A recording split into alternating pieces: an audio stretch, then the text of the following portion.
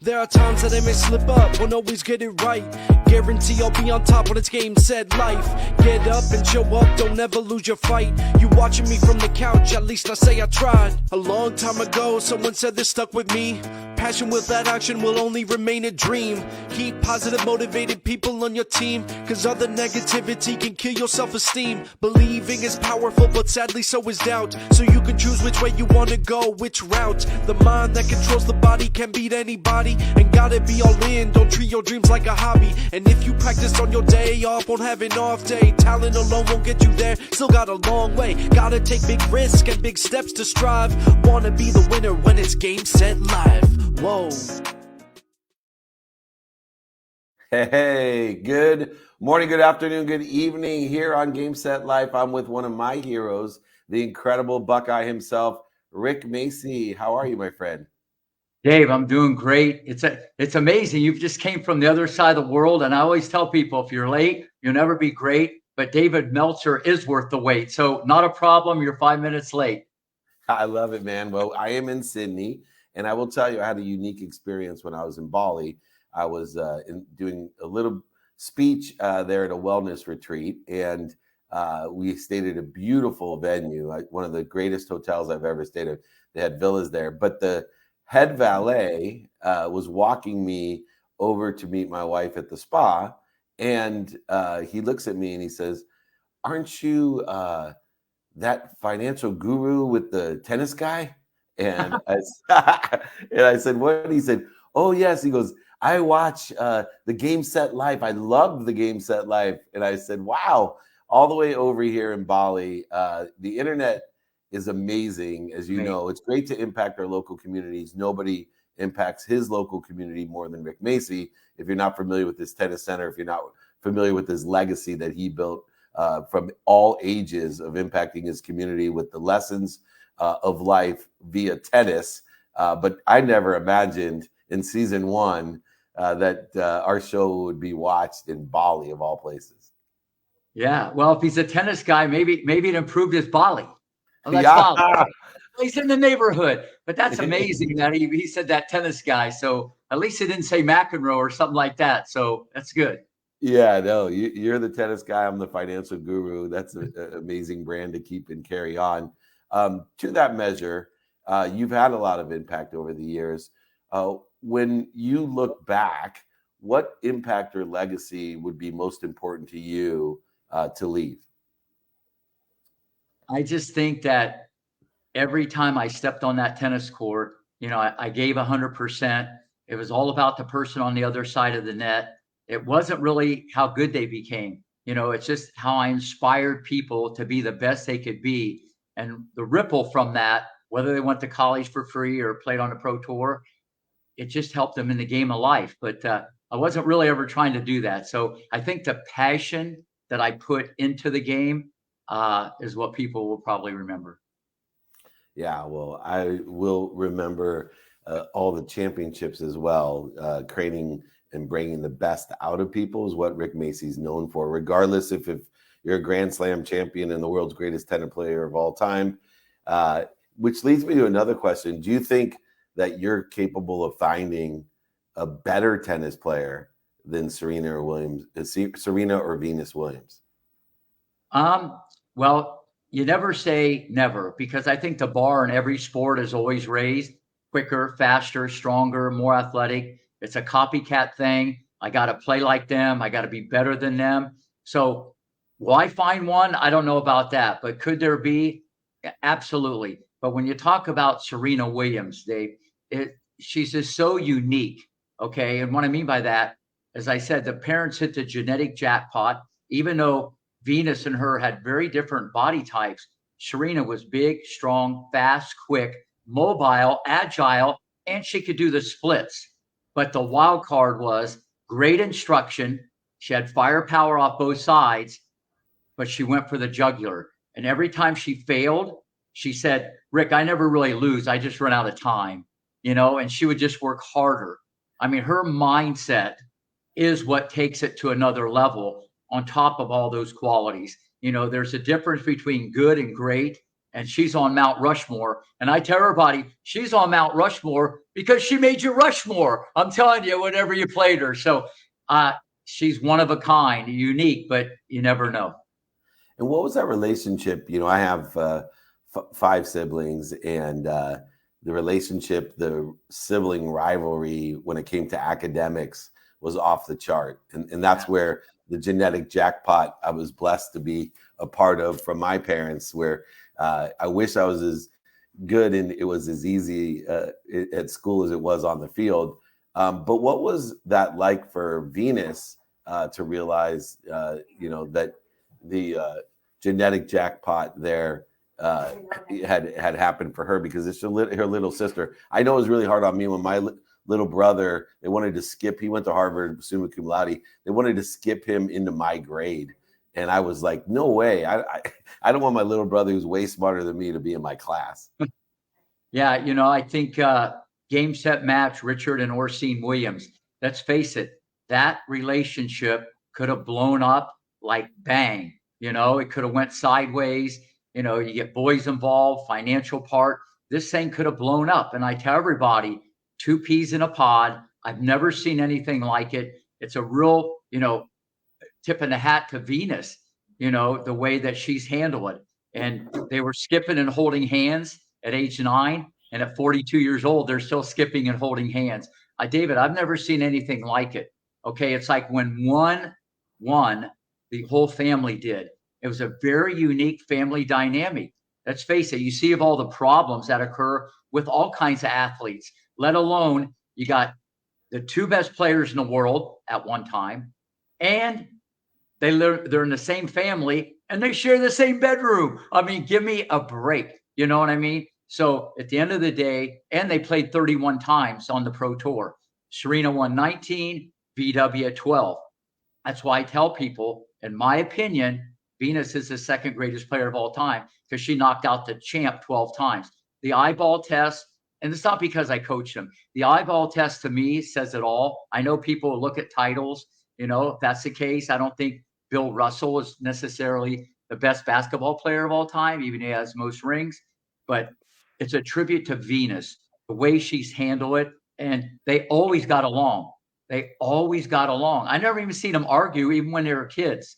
Even when they hit the other one with, no, it was very unique. That's why I love Richard Williams. He's the best father ever. I saw him in a different light, how he kept this thing together. And it was all about family. It's one thing to say it, but to keep it together, it's amazing. Yeah, and then on the other side, the predecessor to Serena and Venus was Jennifer Capriati, and that went the other way for her. And nobody knows that story better than you. And I hope someday that the studios afford you the opportunity to tell the story from your perspective, because you're the only one who can put it into context with all the young women and young men that you work with and the pressures that they face, and how things can, like in my business with Ryan Leaf, where you have, you know, a genetic jackpot, a killer quarterback from Washington State, won the Rose Bowl, kind of like the next Warren Moon. Nobody expected him to be that great. But unlike Warren Moon, he went the other way. What was the difference for a young tennis player where they may be the best in the world, but go the other way? First off, great question. You know, this happens a lot. You know, people come into your life, you get the wrong friends, the wrong environment. Maybe there's not as strong a family dynamic, just other things. And then as you grow and mature, you get a boyfriend, a girlfriend, a driver's license. A lot of things can sidetrack you because you're a kid growing up, and all of a sudden you're thrust and you're a multimillionaire at 14, 15 years old. But I'm glad you brought up Jennifer. She's one of my all-time favorites. You know, I still talk to Denise now and then, the mother. But even though she disappeared, what I think is even more amazing is she disappeared off the face of the earth, came back, not back, okay, not 20, not 10. David, she came back all the way to number 1 after not playing for a few years, won 3 Grand Slams, an Olympic gold, big contract from FILA. So to me, that show that, I mean, that story alone, there's a movie right there about Jennifer Capriati, the comeback kid. It's not where you start, it's where you finish. Unfortunately, people are going to just use her as a poster child of getting burned out. But listen, she trumped everybody and came back and became #1 in the world. Yeah, that is amazing, and I'm always amazed with boxers who can do that as well. But everybody loves a comeback story, and do you have a comeback story either in an individual match or as an individual beyond Jennifer's comeback? Do you have another comeback story for us that really resonates with you, whether it's in tennis or not? Well, off the top of my head, not really, but I think what happens a lot of times with these athletes. I got to interrupt you for a second because people do that to me all the time. I want to apologize. When you have so many stories and somebody says, "Hey, can you give me that?" It's like not off the top of my head. I can't remember my own middle name. But anyway, let me just interrupt you because my fave is here. If I could adopt, there's two people. If I could adopt at this age, there's two people I would adopt. One is a kid named Myron Roll, who's from Florida. I don't know if you remember Myron. He won the Rhodes. He won the Rhodes Scholar. Yeah, he's 6'2". He's a brain surgeon from Harvard now. I actually still in touch, and he'll be on my show soon. But this second one, if I could have a fourth daughter, this would be her. Besides changing the genetic jackpot of the Meltzer family, it's an amazing person. She has the brains of Einstein and the body of Serena. She is an amazing athlete and an extreme enlightened human being at such a young age. Someone I call, Rick, an old soul, and I can't wait for you to meet her.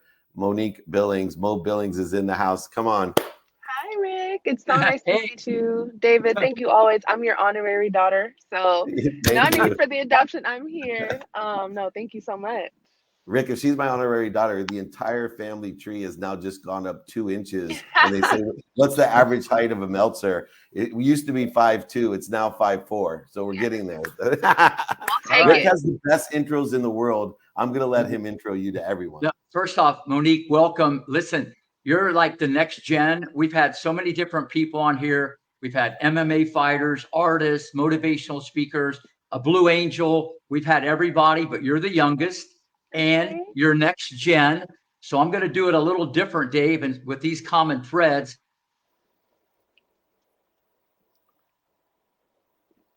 Did we lose them?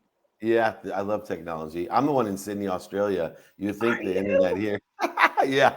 Anyway, we're going to get to the common threads. Let's just get into a conversation. We could edit it out as well. But since we're live also, Monique, you're in the off season now, correct? No, like I'm in season. You're First game is this Friday or Saturday, excuse me. Oh, we're just starting. Okay. Rick, are you back? Give me the common threads real quick, then we'll get into the season. All right, Monique, here we go. You shake and bake, you shiver and deliver, you scored and board, you stop and pop, and you never flop. The Williams sisters dance and prance, they rush and crush, they swing and sting, and they have a lot of cha-ching, okay? David speaks and tweaks. He rewires and inspires. He lights a fire to any buyer, even your local choir, okay? Number 2, you can slam and jam. You're not a lamb. You're great on the cam. Balance with your fam. You clean the glass and kick ass. Number 2, Serena, okay? Won every slam, bam, wham. Opponents say, damn, goat, ma'am. Number 3, David eats ham. He gets spam. DM on Instagram for a life exam. Okay, number 3, David, team's called Dream. Great scheme. Opponents scream. Your baby hook is like Kareem. Sharapova set. Sure bet. Never net. No let. Never upset. She looked amazing at the Met. David got out of debt. Okay, crazy sweat, now has a jet, no cigarette, okay, no regret, helps humans, even your pet, okay? You rebound the ball, you're 6 feet tall, great recall, book signing last fall at the Atlanta Mall. Serena cracks the ball, in with spin, thick skin, always win, Compton begin, Venus twin. Akron's finest, has balls, suffered falls, dated dolls, has a great wife, welcome UCLA's finest to Game Set Live. Hey! Showtime. We need to get a beat behind you next time Yeah. because you were spitting. Welcome. Welcome, Mo. Thank you. That was fantastic. Wow. Well, anyway, so the season starts. You are in off season until the season starts. So I'll say my almost self. I'm the king of eating my Nikes. But more importantly, with coming into now as a veteran, coming into a new season, what are the keys of staying inspired? Because excuse my language, but shit gets old, and that's always the most difficult thing of being successful at whatever you do, because when it gets old, it's hard to give the same effort. You'll still be consistent, but give that same effort years and years later. What for you has been the key to be and bring out your best self and continue to get better, even though it's the same rigmarole one more season? Man, I mean, I feel like there's so many different things, but right now at this point, going into year 6, I'm in the second half of my career. I'm not going to play basketball forever. We've had those conversations. And so I understand, God willing, I have 4, 5, maybe 6 more years. We'll see. But it's like, after this, it's like, that's it. No more basketball, no more playing. So it's like, why not max out and just enjoy these experiences while I have them? Being in the locker room, being around my teammates, the little moments, the grind. Like, I'm realizing that, like, this isn't a forever thing. When I'm a rookie, I'm like, yeah, I'm going to do this for the next however many years. And now, like I said, I'm in the second half and I'm like, okay, what do I want my second half to look like? So I think it's just mentality of it and how I go into it and approach it. Not making it mundane, but allowing myself to have fun, continue to reinvent myself, and just really understanding, like, it's not promised. So just enjoy all of it. Monique, do you feel like as time goes on, do you feel like you have to do more because you don't want someone to take your place? Is that what inspires you and motivates you to just keep doing more than you did yesterday? Because if you're not getting better, as David and I talk about, you're getting worse. So can you kind of let everybody know that feeling a little bit?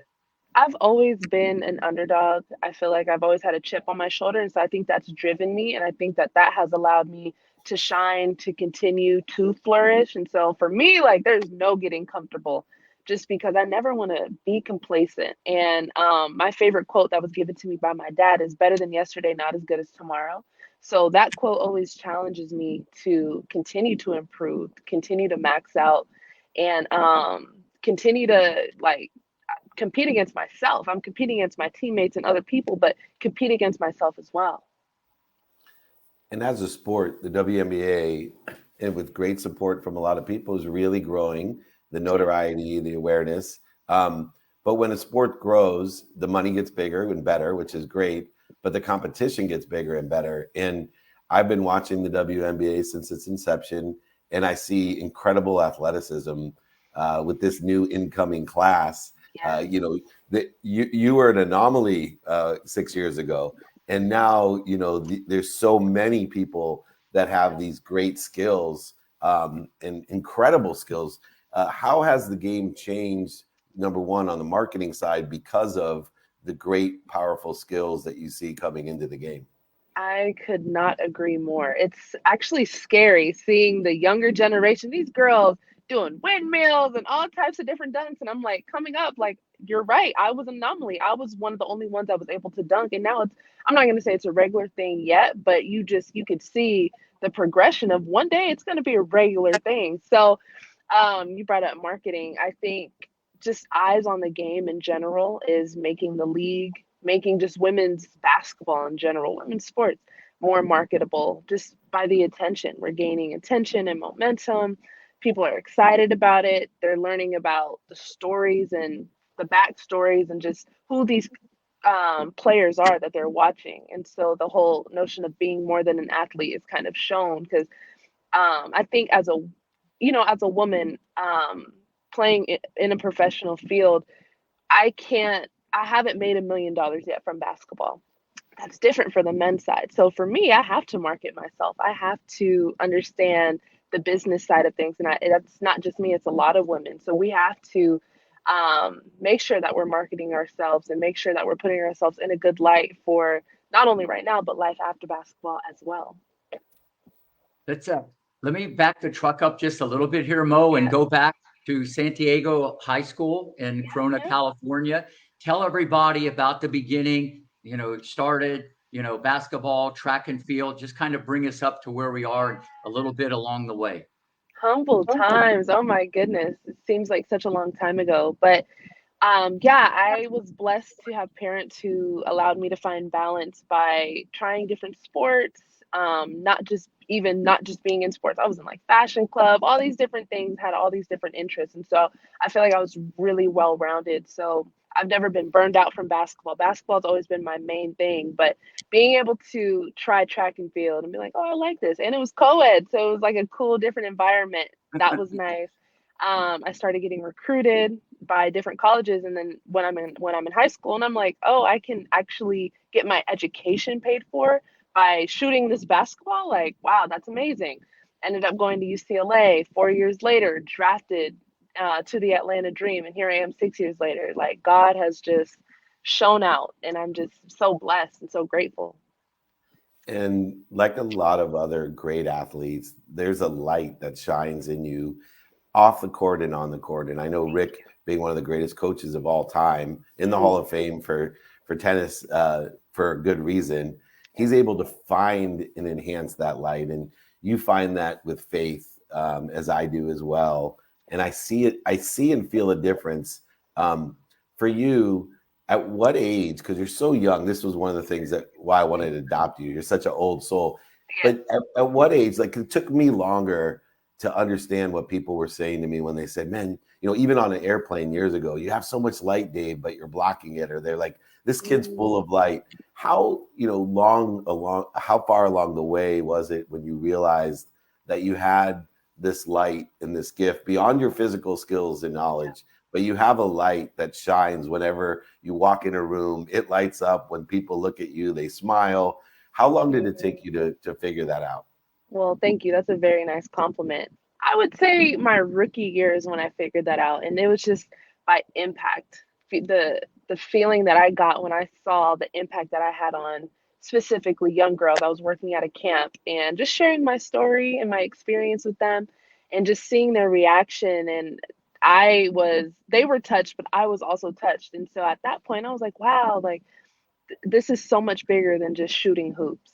Like there's so much power from just encouraging people, inspiring. And like I said, not only were they touched, I was touched as well. So I would say, yeah, my rookie year is when I realized that I can have a big impact, not just on the court, but off the court as well. That I wanted to shine my light, and I wanted God to lead me wherever He wanted to. I wanted to brighten up the rooms that I'm in and continue to do that in any way that I could. No, that's Amazing. that's awesome. Listen, David, we talked about this. Like when someone says, "Why are you always in a good mood?" or "Why are you positive?" and I tell them, "Well, why aren't you?" You know, that's kind of the answer there. But I love what Monique just said.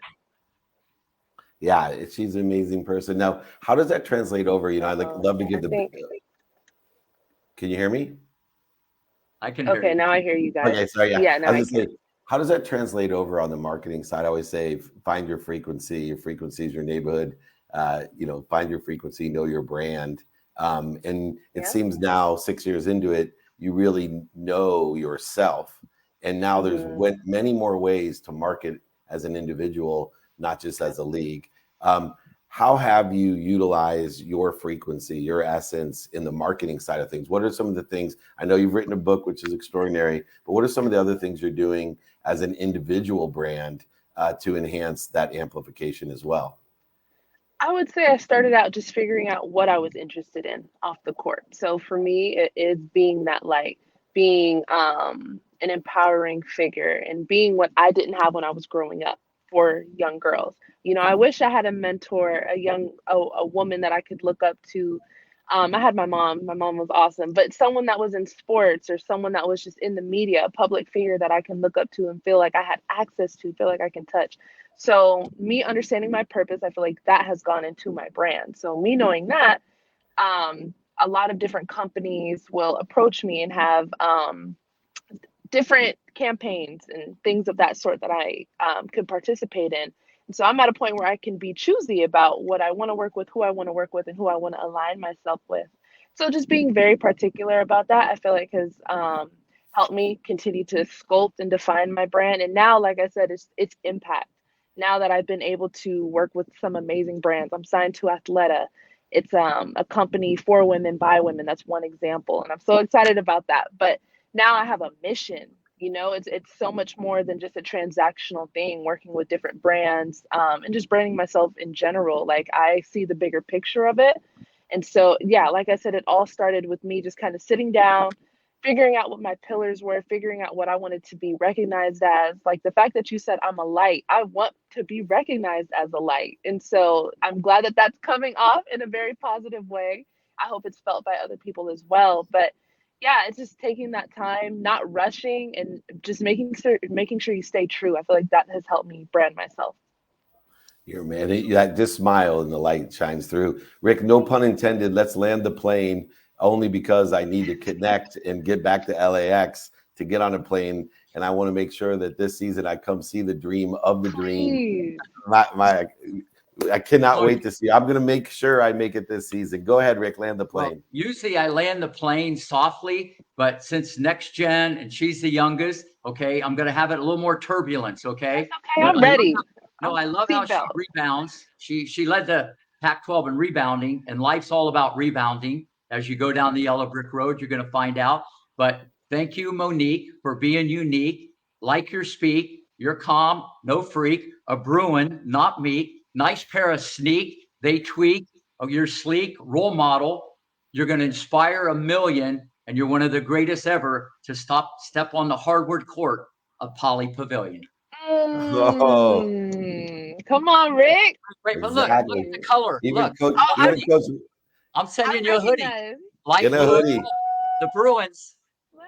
Even Coach Wooden would be jealous of Rick. Today.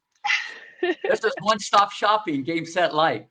Yeah. The pyramid of success is taken to the next level at a beat by Rick Macci and my fourth daughter, Monique Billings. She is gorgeous inside and out. What a beautiful soul. I cannot wait to see what you do next. Please come on my next shows. You're always welcome. And I know someday I'm coming this season, I promise. Yes. We're going to get you to a game. I'm going to host you, so I'm going to give you tickets. We'll figure all that offline. But thank you so much, both of you guys.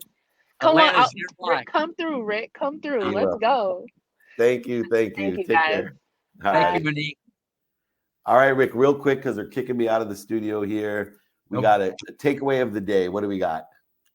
Listen, she's looking at the bigger picture. She dove in. Okay, basketball was what it's all about. But once she got into it, she knows basketball doesn't last forever. And I think people always have to have plan B and C. And I'm going to tell you, she's so well put together. She's going to be a big time. You said a lightweight. She's light. Okay, she's a light. She's going to be a heavyweight off the basketball court. Absolutely. And balance is my takeaway, that a lot of people have a lot less going on, not only you and I, but Monique Billings, and yet they can't maintain or sustain balance.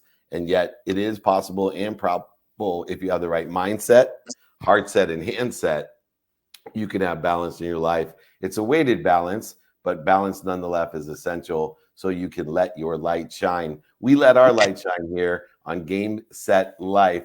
Thank you, Rick Macci, all the way from Sydney, Australia. I know you've been here before, winning many matches. I love you, my brother. I will see you next week. All right. Talk soon. Thank you. All right, everyone.